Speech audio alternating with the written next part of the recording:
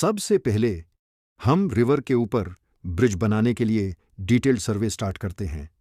Laser line और advanced measuring tools की मदद से हम एग्जैक्ट अलाइनमेंट चेक करते हैं ताकि ब्रिज का स्ट्रक्चर बिल्कुल स्ट्रेट और बैलेंस्ड हो।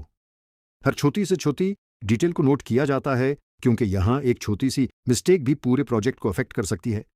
जब इनिशियल प्लानिंग कंप्लीट हो जाती है तो नेक्स्ट स्टेप होता है साइट प्रिपरेशन का। हेवी मशीनरी को साइट पर लाया जाता है और क्रेन्स की मदद से एरिया को क्लियर किया जाता है।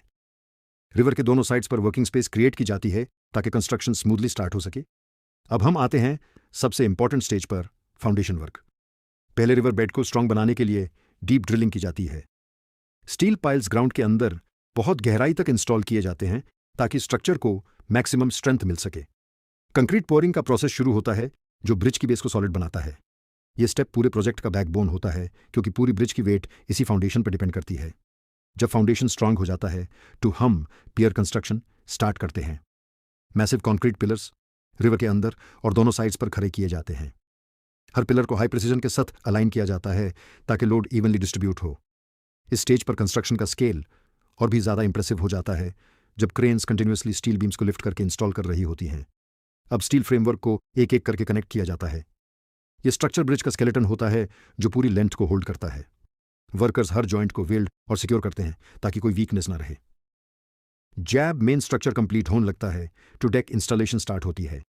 रोड सरफेस बनाया जाता है जहां व्हीकल्स सेफली ट्रैवल कर सकें। कंक्रीट स्लैब्स को केयरफुली प्लेस किया जाता है और स्मूथ फिनिशिंग की जाती है।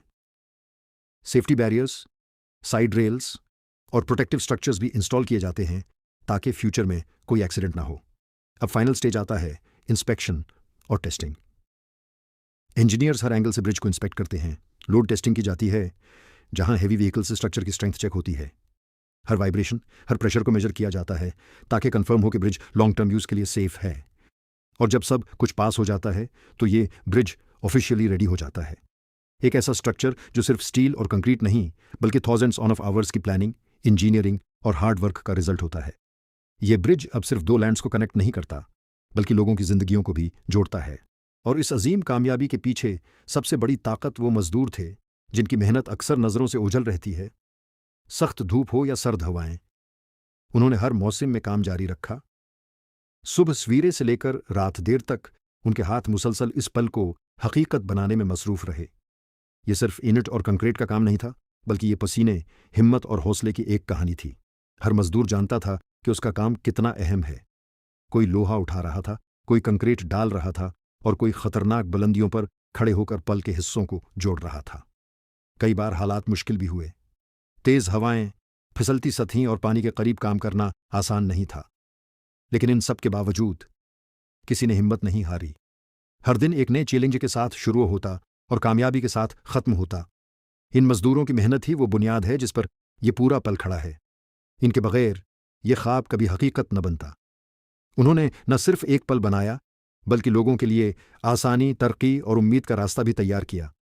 आज जब गाड़ियां इस पल पर से गुजरती हैं तो शायद कोई उन मजदूरों को याद न करे, लेकिन हकीकत यह है कि इस पल का हर हिस्सा इनकी मेहनत की गवाही देता है। ये सिर्फ एक तामीर नहीं बल्कि इन गंत ख्वाबों और कुर्बानियों की दास्तान है।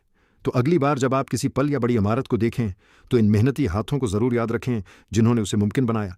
यही लोग असल हीरो हैं जो खामोशी से दुनिया को आगे बढ़ा रहे हैं।